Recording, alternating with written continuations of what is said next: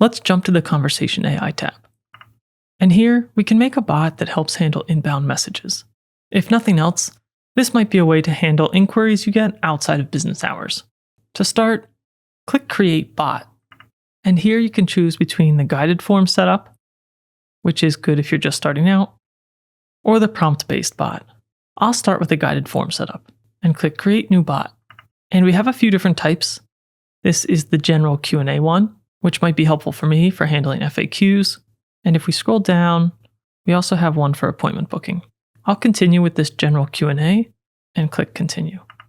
On this screen, we'll add basic brand info. If you scroll down, you can choose the tone of voice. And then you want to add any additional information to help answer these prompts.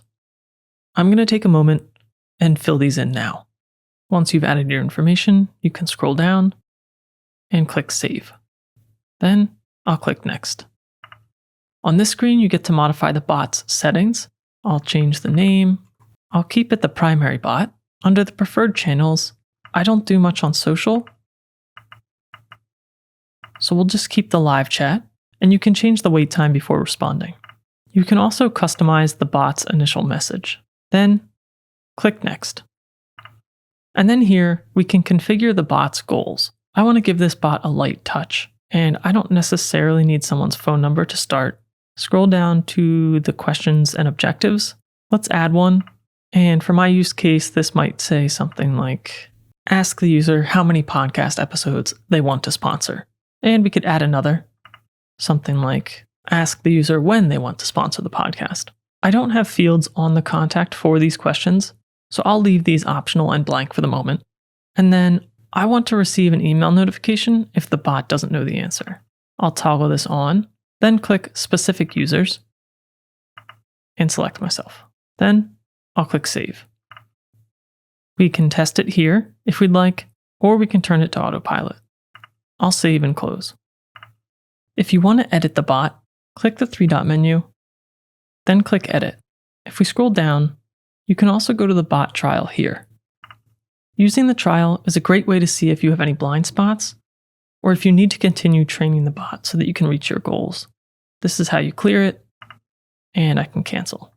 So to recap, I'm keeping this bot set to live chat only, making it the primary bot so it handles any new messages, and putting it on autopilot so it replies automatically.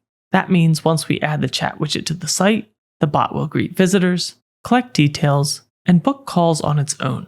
We'll wire the widget up in the Sites section a bit later. For now, let's look at the knowledge base that will power its answers. And we can see one was automatically created.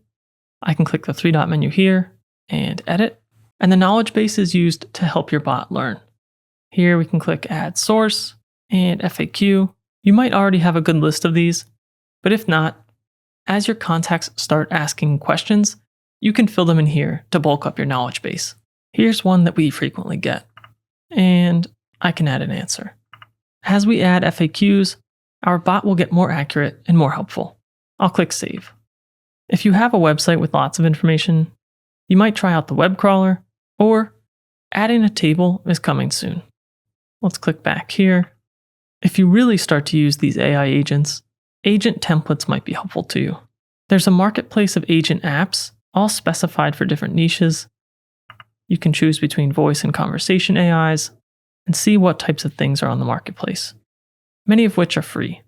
And then finally, if we scroll up, let's go back. And then in Content AI, here's where we can track our costs. This is the text cost. And if we're using images like we did with our product banners, we can see the cost for those as well.